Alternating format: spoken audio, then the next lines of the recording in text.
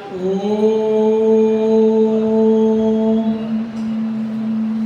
श्री गणेशाय नमः। श्री सरस्वत्यै नमः। श्री सद्गुरुदेव चरण कमलेभ्यो नमः।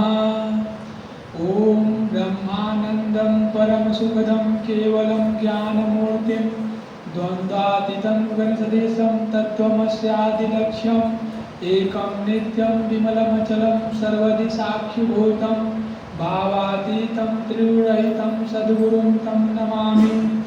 अज्ञानतिमिरान्धस्य ज्ञानाञ्जनशलाकया चक्षुरुन्मीलितं येन तस्मै श्रीगुरवे नमः। कृष्णाय वासुदेवाय हरये परमात्मने प्रणतक्लेशनाशाय गोविन्दाय नमो नमः।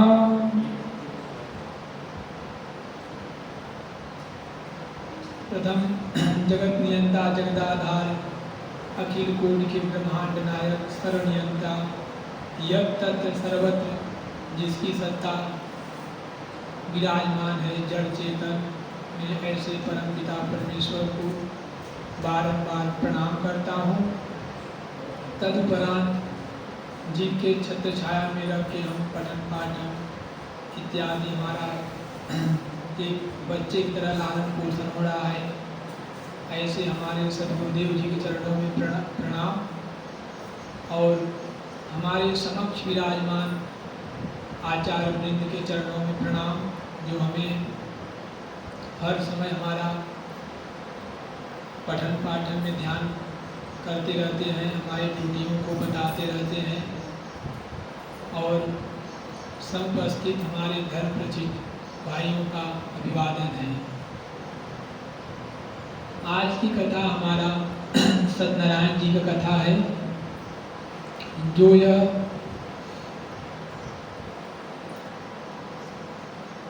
मानव कल्याण के लिए है। इस कथा से जो व्रत करते हैं, श्रद्धापूर्वक सुनते हैं, इससे भी उनकी जीवन का मोक्ष प्राप्ति होती है और समस्त कामनाओं को पूर्ण करने वाली यह कथा है सत्यनारायण कथा, जो आज हम आप लोगों को बताने जा रहा हूँ। ओम श्री गणेशाय नमः।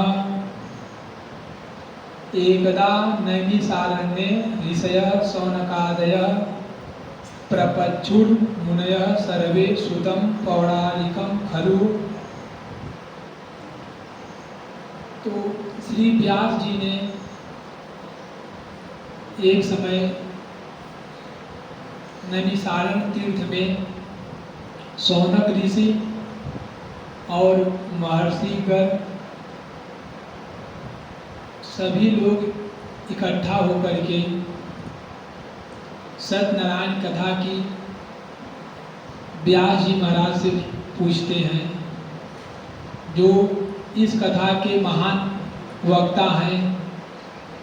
श्री सूत जी महाराज जी से पूछते हैं कि हे मुनि, ऐसी कौन सी कथा है जो जप अथवा तपस्या करने से मनवांछित फल प्रदान करने वाला है। तो श्री सूत जी महाराज बोलते हैं कि एक समय में नारद जी वैकुंठ धाम, जो कमलापति भगवान हैं,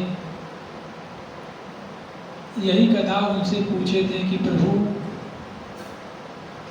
नारद जी मनुष्य के कल्याण के लिए लोक परलोक में भ्रमण करते हुए जब मृत्यु लोक में आए, तो यहाँ नाना प्रकार के योनियों से उत्पन्न प्राणी को दुख क्लेश भोगते हुए देखा।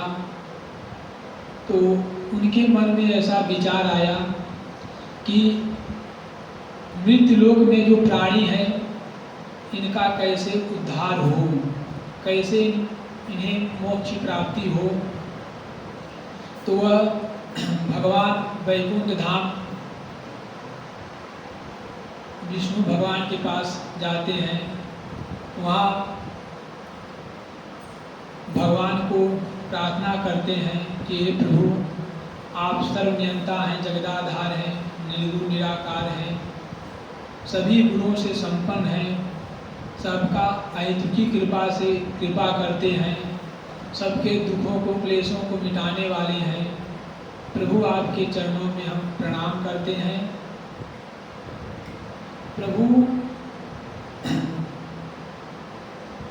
तब भगवान पूछते हैं कि नारद जी आपके मन में ऐसा क्या विचार है, आप जो भी कुछ पूछेंगे हम आपको सपूर्वक बताएंगे।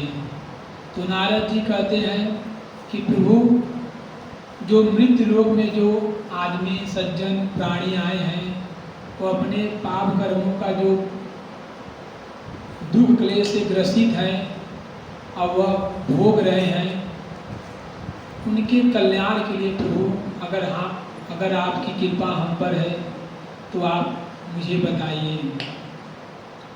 तो भगवान कहते हैं यह तो लोक परलोक की संसार लोक की आप यह कथा पूछे हैं, बहुत ही उत्तम बात है।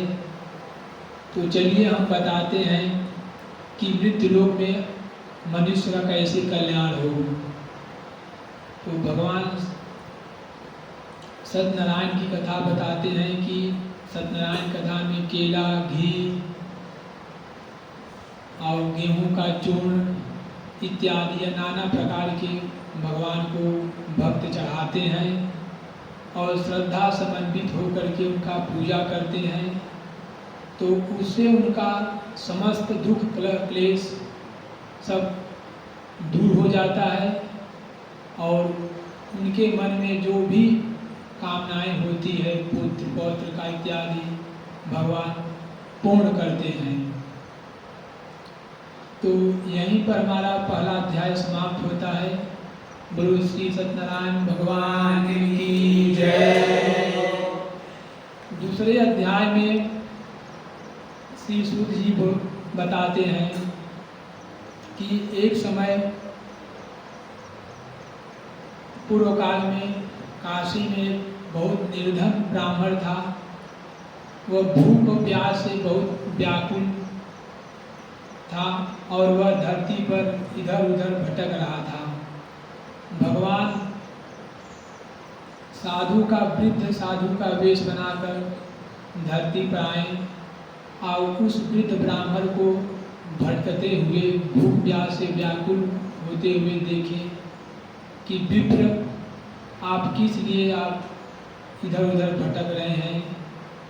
तो विप्र कहता है कि मैं बहुत निर्धन ब्राह्मण हूँ और हमारे पास कुछ भी खाने पीने का नहीं है। अगर आपसे कोई युक्ति हो तो संत जी तो आप मुझे युक्ति बताएं कि कैसे हमारी यह दरिद्रता दूर हो।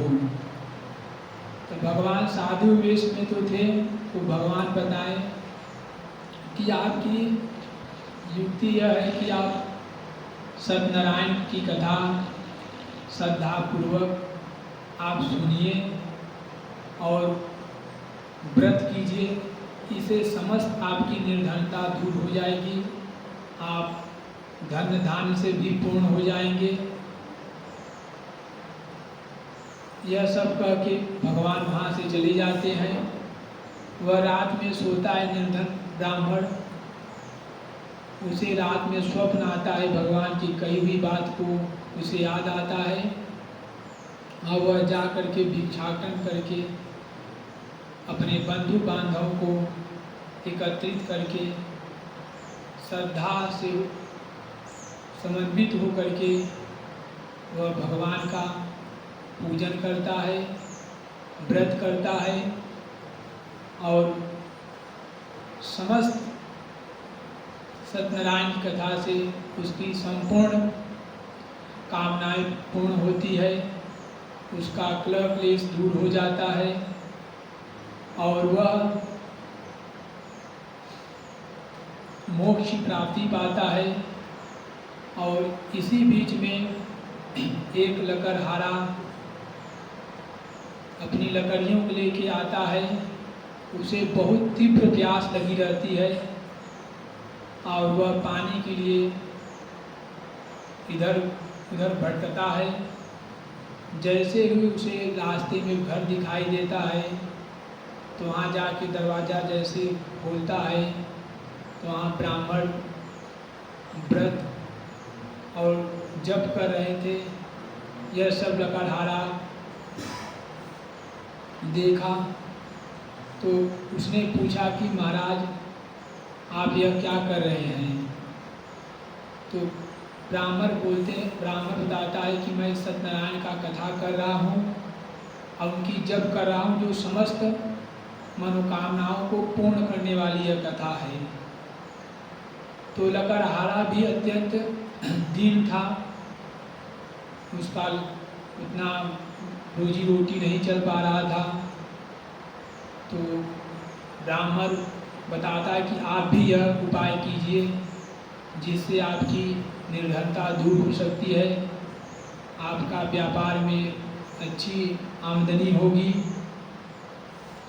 तो लकड़हारा जाता है अपनी लकड़ियों को यथा जैसे बेच करके और वह भगवान को श्रद्धा समर्पित हो करके बंधु बांधवों के साथ कथा करता है, जप करता है और उससे उसकी समस्त जो उसके मन में कामनाएं थी वह पूर्ण होता है और उसकी जो लकड़ी है वह जा करके एक अच्छे नगरों में बेचता है, उससे वहाँ एक अच्छी उसे रकम प्राप्त होती है और वह भी अपने जीवन में खुशहाल होता है और जाके दूसरों को भी वह बताता है।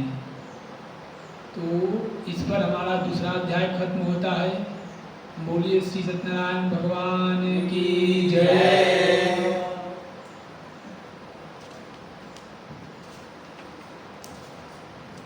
तीसरे अध्याय की कथा यह है, राजा उल्कामुख, साधु वणिक एवं लीलावती कमलावती की कथा है। सूत जी बोलते हैं कि अब पुनः आगे कथा बता रहे हैं कि राजा उल्कामुख बहुत ही प्रसिद्ध राजा था, बहुत विद्वान था और उसका राज्य में चारों तरफ उसकी कीर्ति थी। वह प्रतिदिन देवालय जाता था, वहाँ के गरीब ब्राह्मणों को और जो भिखारी रहते थे वहाँ उन्हें धन धान से उन्हें तृप्त करता था। जो उसकी पत्नी थी वह भी बहुत विदुषी थी और पति परायण रहती थी, वह भी भगवान में बहुत ज़्यादा श्रद्धा रखती थी। एक दिन राजा भद्रशिला नदी के तट पर बैठ के भगवान सत्यनारायण की कथा का आयोजन कर रहा था और वही विधि विधान वह ब्राह्मण के द्वारा वह कथा सुन रहा था। तो उसी समय एक साधु वणिक आता है और यह सब देख करके पूछता है कि जो आप यह कथा सुन रहे हैं इससे क्या लाभ है। तो राजा बताते हैं कि यह कथा समस्त मनोकामनाओं को पूर्ण करने वाली कथा है और यह हमारे अंदर काम क्रोध लोभ मोह ईर्ष्या द्वेष राग जो भी है इससे यह दूर कर देता है। तो अगर आपके मन में ऐसी कोई कामनाएं हैं तो यह आप कथा सुनते हैं, व्रत करते हैं तो यह आपको अतिशीघ्र प्राप्त हो जाएगा। तो जो साधु वणिक था उसे संतान की कामना था, तो संतान की कामना के लिए वह भगवान सत्यनारायण कथा राजा के द्वारा सुन करके जाके करता है। तो उसे उसकी पत्नी को कथा संपूर्ण होने के बाद उसे संतान उसकी पत्नी को होती है, और उस संतान का नाम था लीलावती। लीलावती बहुत शीघ्र ही भगवान की कृपा से वह बढ़ने लगती है। तब उसका विवाह के योग्य के लिए अब उसकी माता पिता बहुत चिंतित थे कि कैसे इसका विवाह किया जाए। इसके वर के लिए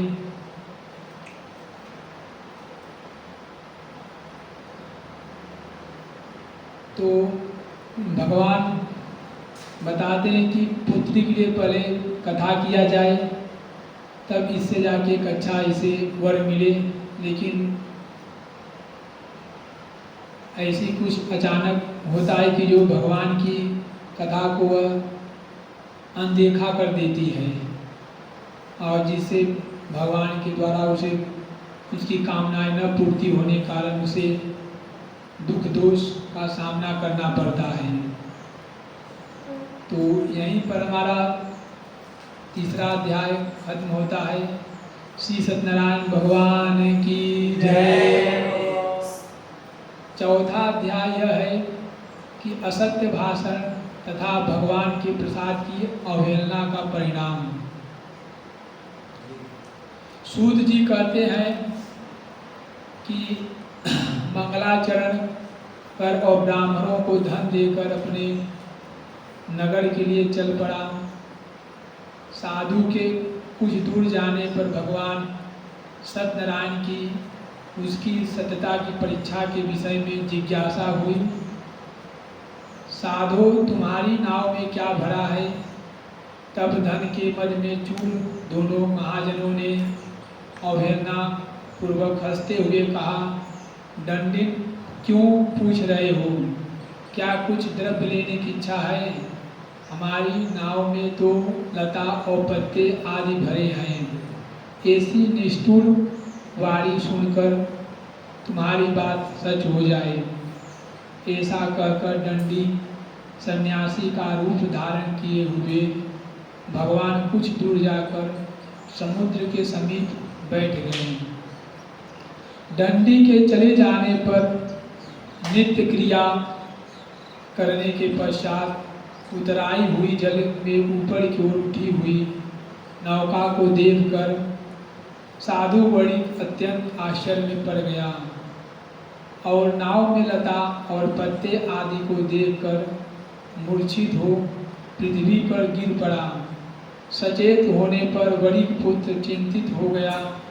तब उसके दामाद ने इस प्रकार कहा, आप शोक क्यों करते हैं? दंडी ने साफ दे दिया कि इस स्थिति में वे ही चाहे तो सब कुछ कर सकते हैं, इसमें संशय नहीं। अतः उन्हीं की शरण में हम चलें, वहीं मन की इच्छा पूर्ण होगी। दामाद की बात सुनकर वह साधु बड़े उनके पास गया। वहाँ दंडी को देखकर उसने भक्ति पूर्वक उन्हें प्रणाम किया तथा आदर पूर्वक कहने लगा, आपके सन्मुख मैंने जो कुछ कहा है असत्य भाषण रूप अपराध किया है।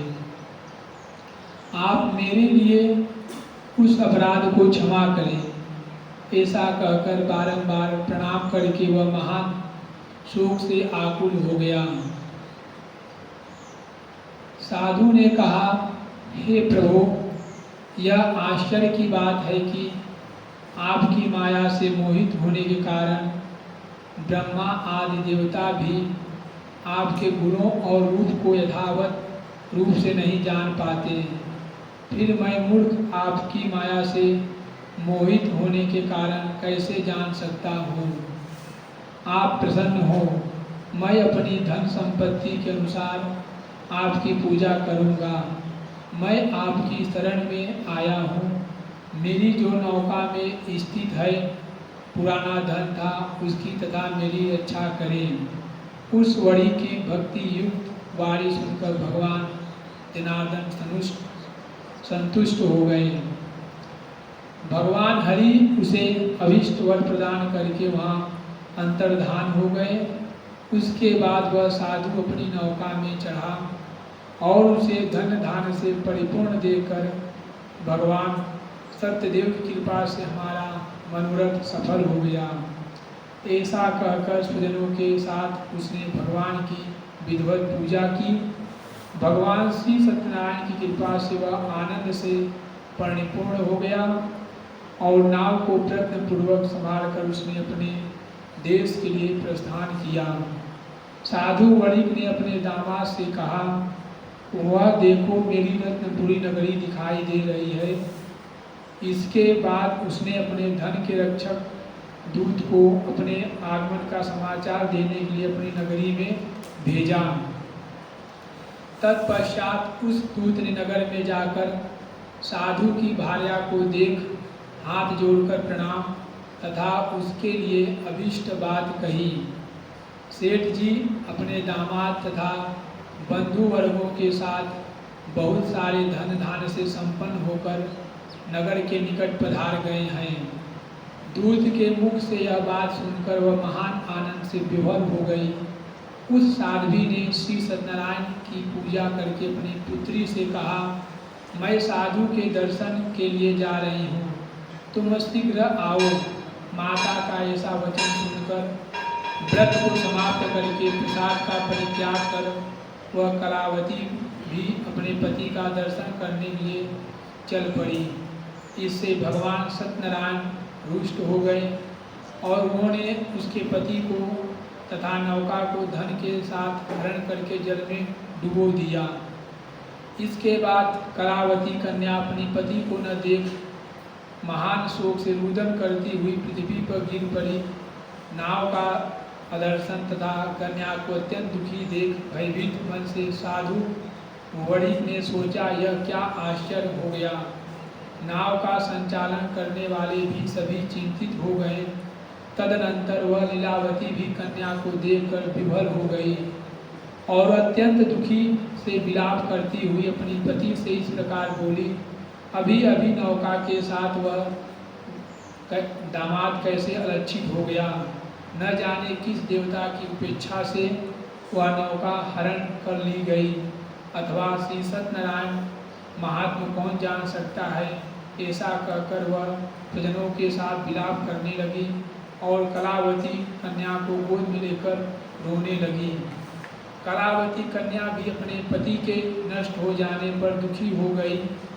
पति की पादुका लेकर उनका अनुगमन करने के लिए उसने मन में निश्चय किया। कन्या के इस प्रकार आचरण को देख भार्या सहित वह धर्मज्ञ साधु वणिक और अत्यंत शोक संतप्त हो गया और सोचने लगा, या तो भगवान सत्यनारायण ने यह दामाद के साथ धन धान्य से भी भरी इस नौका को अपहरण किया है, अथवा हम सभी भगवान सत्यदेव की माया से मोहित हो गए हैं।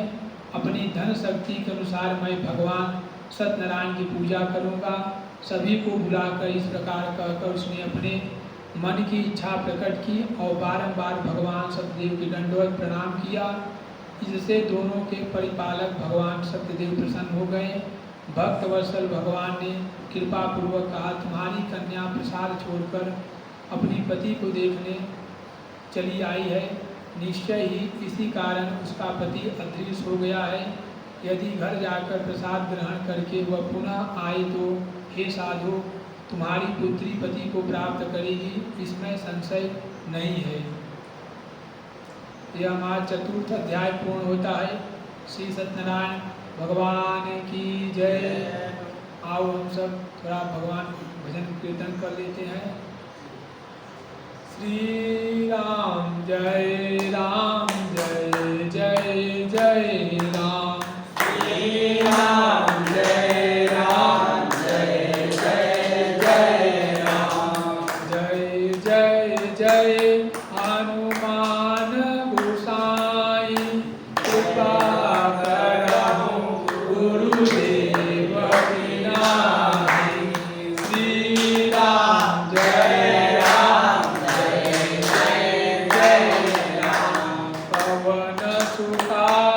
कठिन जग माहि, जो नहीं होए तात तुम पाहि। श्री राम जय